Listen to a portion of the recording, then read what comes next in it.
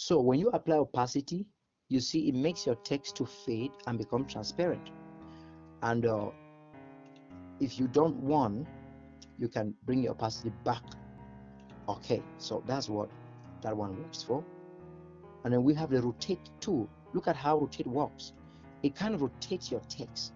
For instance, we're going to click on the angle, rotating to this angle, rotating to this angle. You can rotate to any angle. If you want your text to stand like this, there's no problem. You want your text to be like this, there's no problem. You can always undo what you have done and click OK to get any result you want. So that's how you're going to be using the tool. This is a mask tool. Now see how the mask tool works. We have selected this object. We're going to click on mask. This is a mask. Look at how it does. It brings this shape, and on this shape you can, these are how you to use the shape. If you click here,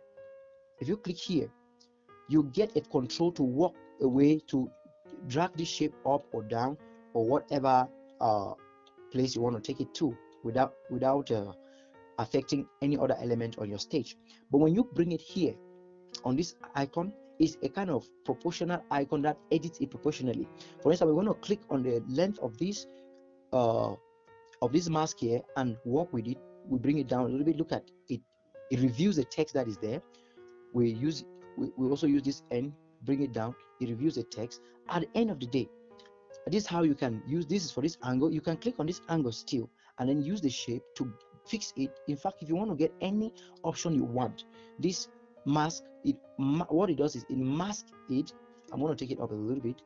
It kind of masks it, and you get just what is left. For instance, if I click OK, look at how this text now look like. Some part have been chopped off. That's what we call masking. All right, we're going to click back on this text. We're going to come back to font. Look at font. Or let me just take masking and let me disable the mask so that sorry, we're going to go back on masking, disable the mask, and click on OK, so that we get back our text. Now we want to come on what we have another thing here. We have another thing, which is the font. If you click on font, this is just basically where you change the font of your text. Look at this, is it here.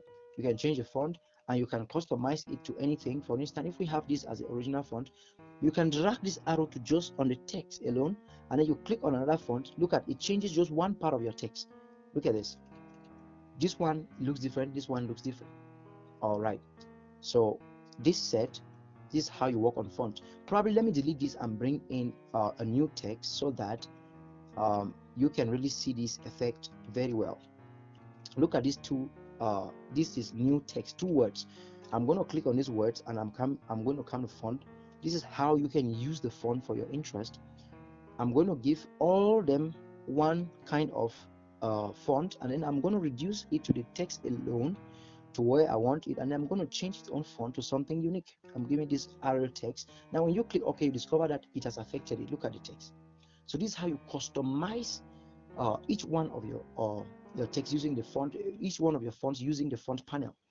So when you click again on this, that's just for the font. You have the bold. I already treated the bold. Now you have the curve.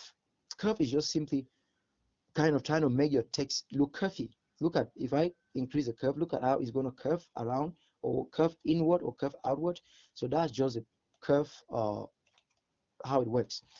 Now we also have the text background. When you click the text background, you're simply adding an original text background with this text that works along with the text. For instance, when you drag this out, this background works with the text. It's not like this other background this blue that I pasted on.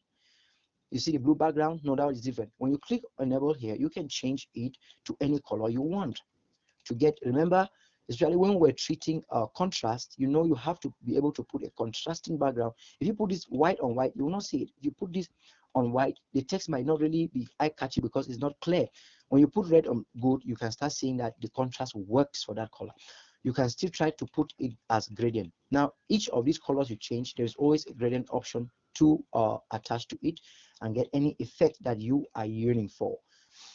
I'll just leave it there, and you can work on the patterns. You say the left pattern, the right pattern. You reduce it to just about half of the text to get whatever you are looking at.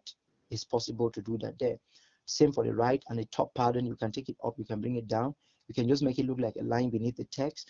Whatever options you want to take, please, it is very, very good, a good tool for that.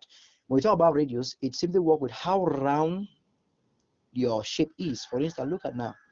Do you realize that the shape is now looking very round? Let me take it off. Look at, it's a round shape, very round.